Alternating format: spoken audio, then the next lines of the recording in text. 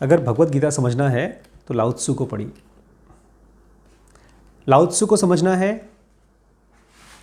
तो किसको पढ़ेंगे? ज़ेन पढ़िए। ज़ेन को समझना है तो ज़ुनुगा पढ़िए। सब चीज़ समझना है तो अपने माइंड को पढ़िए। आजकल बेचारे अगर नरेंद्र मोदी मुझे मिलते तो मैं उनको यही पढ़ाना चाहता। कोई उन तक पहुंचा दे वीडियो तो अच्छा रहेगा। मोदी जी इस कंट्री को रन कर रहे हैं, हम लोग अपनी फैमिली को और अपनी कंपनी को रन कर रहे हैं। आप अपने फैमिली में खुद को रन कर रहे हैं और सब जगहों पर रूल करना, रन करना हुक्म से चल सकता है। रूल बोलते हैं ना, मिलिट्री से चला सकते हैं, डांट डपट कर चला सकते हैं। उसमें भी दो तरीके होते हैं। जब लड़ाई होती है दो देशों में तो सबसे कम लोग कब मरते हैं या सबसे कम एनर्जी लॉस कब होती है? जब आपके दुश्मन को आप सरप्राइज अटैक करें। नहीं समझे? मान लीजिए दो लोगों ने डिसाइड कर लिया कि हम फला फला दिन 500 हमारे टीम मेंबर यहाँ, 500 वहाँ, दोनों फाइट करेंगे और तब तक फाइट करेंगे जब तक जीत न जाएं। और सब अपना तलवार भाला लेकर के आए हैं, सब तैयार होकर के आए हैं, अपने बेस्ट प्लेयर को लेकर आए हैं। लड़ाई चलती रहेगी, दोनों के आधे आधे या शायद और ज़्यादा मरे और फाइनली कोई नहीं, एक टीम बचेगी। लेकिन एक के पास मुश्किल से अभी सब पार्टी वार्टी चली है, रात को मौज मस्ती करके सोए हैं, और दूसरी टीम आई 500 की और यहाँ पर 100-200 लोग सोए हैं।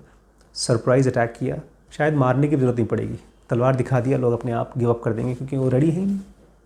तो जब सरप्राइज़ अटैक होता है आपके दुश्मन के ऊपर, उस समय सबसे कम लॉस ऑफ लाइफ होती है। लेकिन जब आप देश को रन करना चाहते हैं, वो तो लड़ाई की टैक्टिक थी, जब आप देश को रन करना चाहते हैं तो उल्टा है। उनके ऊपर कभी सरप्राइज़ अटैक मत करिए। आपको अपनी कंट्री को, अपने टीम को स्ट्रेट फॉरवर्ड ऑनेस्टी के साथ डील करना होगा, जैसे कि वो आपके साथ। शायद आपको भूल गया, WBX में हम क्या देख रहे हैं? दो चीज़ें क्या थी? वल्नरेबिलिटी थी, जहां आप अपने टीम मेंबर को बोलते हैं साफ साफ कि बॉस मुझे नहीं आता काम। हवाई जहाज़ नीचे गिर रहा था, प्लेन क्रैश हो रहा था, उनका बॉस पीछे बैठा हुआ था पब्लिक के साथ, पायलट के पास आया, बोलता है मैं तुम्हें हेल्प करूंगा लेकिन मुझे बताओ क्या हुआ है, मुझे कुछ नहीं आता। सब ने मिलकर के काम किया। और वहीं पर जिन हॉस्पिटल्स में बॉस और जूनियर अलग अलग थे, वहाँ पर चीज़ें नहीं सीख पाए वो लोग। लाओ त्से मोदी जी से कहते हैं, हमसे कहते हैं, अपनी टीम को एकदम स्ट्रेट फॉरवर्ड ऑनेस्टी से बात करो। मैं आपको कोई ऐसी बात बताने वाला हूँ जो आपको लगेगा मुझे तो पता है, लेकिन जब आप उसी काम को करते हैं तो आप भूल जाते हैं। जब आप किसी के ऊपर बहुत ज़्यादा रिस्ट्रिक्शंस डालते हो तो लोग कैसे हो जाते हैं पता है? इम्पावरिश्ड। क्या होता है इम्पावरिश्ड? अभी नहीं, सेजेस ने बहुत इतिहास में दुनिया को देखा है, जहाँ पर ज़्यादा रिस्ट्रिक्शंस होती है वहाँ पर लोग ज़्यादा गरीब होते जाते हैं, फिजिकली भी और मेंटली भी। आप यहाँ पर आए, मैं आपका ट्यूशन टीचर हूँ और आपको बोल दिया गया है ऐसे नहीं बैठते पैर ऊपर करके ट्यूशन क्लास में। कपड़ा कायदे का पहन के आते हैं, टाई पहन के आते हैं, होमवर्क कंप्लीट करके आते हैं, और नोटबुक में कवर चिपका होना चाहिए, फटा नहीं होना चाहिए कवर, हैंड राइटिंग साफ़ होनी चाहिए, बिल्कुल उसके अंदर कोई घोचापाची नहीं होनी चाहिए, हर रोज़ होमवर्क पूरा होना चाहिए। तो आप जो ज्ञान है वो नहीं ले पाएंगे, उसी में टेंशन में रहेंगे मेरी कॉपी पूरी कंप्लीट हुई कि नहीं। तो मेंटली आप पुअर हो जाएंगे। और दुनिया में लोग के ऊपर जब ज़्यादा रिस्ट्रिक्शंस पड़ते हैं तो लोग डरते हैं, और डरा हुआ आदमी सक्सेसफुल नहीं हो पाता। प्लीज़ यार समझिए इस बात को। कोई रूलर होता है ना तो उसको लगता है जब उसके नीचे के लोग उसकी हुक्म मानते हैं तो वो ताकतवर है। लेकिन थोड़ा ये उंगलियों को देखिए, मेरे 10 उंगलियां हैं या मेरे बाइसेप्स हैं, ये बाइसेप्स मजबूत होंगे तब मैं मजबूत होऊंगा, या जब ये मेरे हुक्म मानेंगे तब? दोनों चीज़ें, हुक्म भी मानेंगे लेकिन मजबूत होना प्रायोरिटी है। हमारे नीचे जो लोग काम करते हैं खाली आपका हुक्म मानते ही सीधे good afternoon, good night, good evening करते हैं, तो आपको लगता होगा कि आप ताकतवर हैं, बट बेसिकली आप कमज़ोर होते जा रहे हैं, बिकॉज वो बंदे कमज़ोर होते जा रहे हैं। जो आप चाहते हैं उसका उल्टा हो रहा है।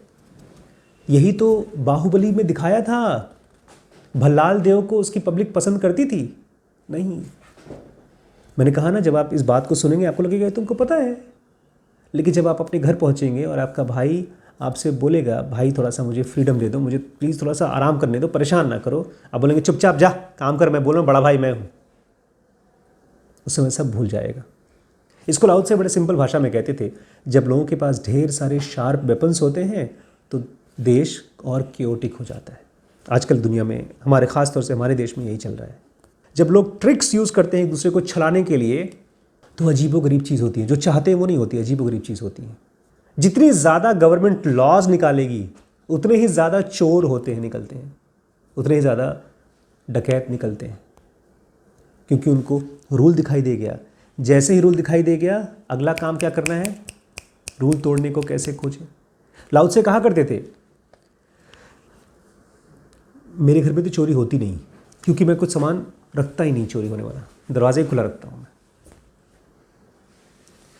भरोसा कैसे करता है कोई किसी को? अपने आप से तो पूछिएगा, बच्चे माँ बाप का भरोसा कब करेंगे? जब माँ बाप उनसे छुप छुप के कुछ करेंगे या उनको प्रताड़ित करेंगे, उनको कंट्रोल में रखेंगे तब, या जब माँ बाप अपनी कंडीशन को ओपनली स्टेट करेंगे कि मैं ऐसा फील करता हूँ यार, परेशान हूँ यार, मेरे ये काम में मेरी हेल्प कर दो। माँ बाप वल्नरेबिलिटी शेयर नहीं करते, शासक वल्नरेबिलिटी शेयर नहीं करते, इसीलिए उनका शासन बहुत जल्दी ख़त्म हो जाता है।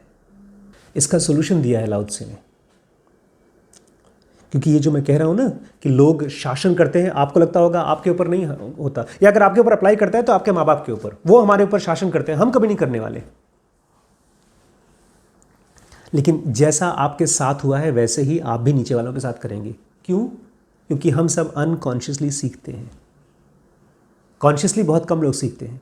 अगर आपके माँ बाप आपके ऊपर टॉर्चर कर रहे हैं तो वो चीज़ आप भी सीख करके अपने नीचे टॉर्चर करेंगे ही करेंगे, अनलेस एंड अनटिल आप लाओ त्से की बात सुन करके उसको एक्सपेरिमेंट करने की कोशिश करें। लाओ त्से कहते थे अनअटैच्ड एक्शंस करो और लोग अपने आप ट्रांसफॉर्म होते हैं। उनको कैसे मैंने ट्रीट किया, लाओ त्से की बात को एग्जैक्टली वर्ड टू वर्ड मैंने मान लिया। उन्होंने कहा टेक अनअटैच्ड एक्शन। अगर मेरा बाइक टूटता है, मेरी कार टूटती है, तो अटैच्ड एक्शन क्या होगा? गुस्सा, उनको डांटना। अनअटैच्ड एक्शन क्या होगा? उस गुस्से से अलग कर लो अपने आप को, और ये भी मत उम्मीद करो कि वो ट्रांसफॉर्म होंगे। खाली ये जान लो कि अगर मेरे डांटने या मारने से उनके अंदर में कुछ असर पड़ता, उससे उनको बचा दो।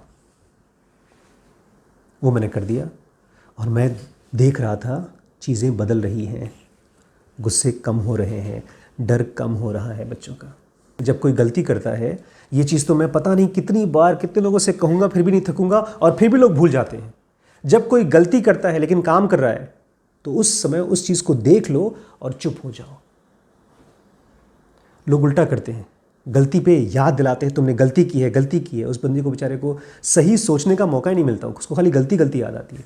लाओ त्से कहते हैं गलती हो तो शांत रहो, और लोग अपने आप को सही कर लेते हैं। फिर उनका दिमाग थोड़ा फ्री होता है, देख पाता है अच्छा ये गलती थी, सोच पाता है नया चीज़। तो लाओ त्से बहुत सही चीज़ कहते हैं। हम लोग ये चीज़ करते तो हैं, लेकिन खाली पेड़ पौधों के साथ, बच्चों के साथ नहीं कर पाते, बिजनेस के साथ नहीं कर पाते, पढ़ाई के साथ नहीं कर पाते, लाइफ के साथ नहीं कर पाते।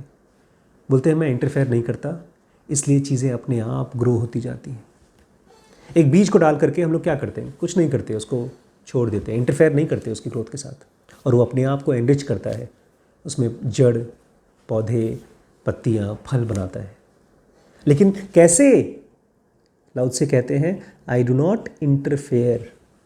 लेकिन रहते हैं वहाँ पर, देखते हैं हर रोज़। आप देखेंगे तभी तो मन करेगा इंटरफेयर करने का, और जब मन करेगा तभी तो इंटरफेयर नहीं करेंगे। मैं देखता हूँ बहुत बार बच्चों को, जब मैं सिखाता हूँ अल्ट्रासाउंड, बहुत मज़ा आता है। मैं उनको देखता हूँ वो किडनी के ऊपर फोकस कर रहे हैं और वो गलत फोकस कर रहे हैं, और मुझे पता है अगर मैं तुरंत प्रोब ले लूँ अपने हाथ में तो मैं सही फोकस कर सकता हूँ, और वो 10 मिनट में कर रहा है तो मैं खाली 1 ही मिनट में करूँगा।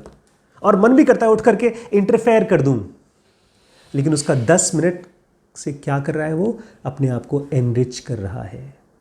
और अगर मैं वहीं पर टोक दूँ ऐसे करोगे तुम, तो बेचारा 10 मिनट को शायद 10 साल भी लग जाए तब भी नहीं कर पाएगा। सो लाओ त्से का इंस्ट्रक्शन समझिए, इंटरफेयर नहीं करता हूँ और लोग अपने आप को एनरिच कर लेते हैं। और लास्ट में लाओ त्से कहते हैं मुझे कोई डिज़ायर नहीं है, और इसीलिए मेरे आसपास की जनता अपने आप को सिंप्लीफाई कर लेते हैं। लास्ट पार्ट तो प्लीज़ समझिए। मैंने जितने भी घरों को देखा है अपने घर को छोड़ करके, और अपनी जनरेशन की पिछले वाली जनरेशन, और यहाँ तक कि अपनी जनरेशन में भी है, आसपास के कई घरों को देखता हूँ, तो मैं देखता हूँ लोग उलझे हुए हैं, और सबसे ज़्यादा बड़ी उलझन है सेक्सुअल उलझन। बच्चे को मन करता है सेक्स करने का, माँ बाप को लगता है सेक्स नहीं करना है तो शादी के बाद ही करना है। अब कब नौमन अनाज होगा, कब राधा नाचेंगी? तो इंटरफेरेंस होता है। तुम कमरा बंद करते हो, बल्कि मैं तो रिपीट कहता हूँ, जैसे बच्चे जवान हो जाओ उनको एक कमरा अलग से दे दो, उनको गर्लफ्रेंड मिले दे दो उनको, और वो क्या हो जाएंगे, सिंप्लीफाई हो जाएंगे। आज तक मुझे वो करने की ज़रूरत नहीं पड़ी। खैर बच्चे यहाँ पर हैं, बच्चे आराम से बात कर पाते हैं मुझसे एकदम कंफर्टेबली अपनी सेक्सुअल लाइफ के बारे में, फ्रेंडशिप के बारे में, किसी भी चीज़ के बारे में। लेकिन उसके पीछे एक राज है, और राज क्या है? I have no desire. मेरे मन में कोई ऐसी इच्छा नहीं है कि उनको ऐसा होना चाहिए। जब आपके अंदर कुछ इच्छा नहीं होती तो वो चीज़ बच्चों तक पहुँचती है। अगर आप चाहते हैं बच्चों से कुछ ऐसा सही करें या गलत ना करें, तो बात बच्चों को स्ट्रेस की तरह पहुंचती है, आपकी नज़रों की तरह पहुंचती है, आपकी भ्रुकुटियाँ ऐसे तन जाती हैं, बच्चों को दिखती है, और बच्चे फिर कॉम्प्लेक्स हो जाते हैं, कंफ्यूज हो जाते हैं। आंसर सिंपल है, have no desire and people will simplify. बहुत गहरी और बहुत सिंपल चीज़ है। जब मुझे समझ में आई थी, मेरे सर से तो 100 किलो का वज़न उतर गया था, मैं तो हवा में उड़ने लगा था। आपके भी पंख निकल सकते हैं, बशर्ते कुछ नहीं। I have no desire and I can see you simplifying. नहीं, नमस्कार।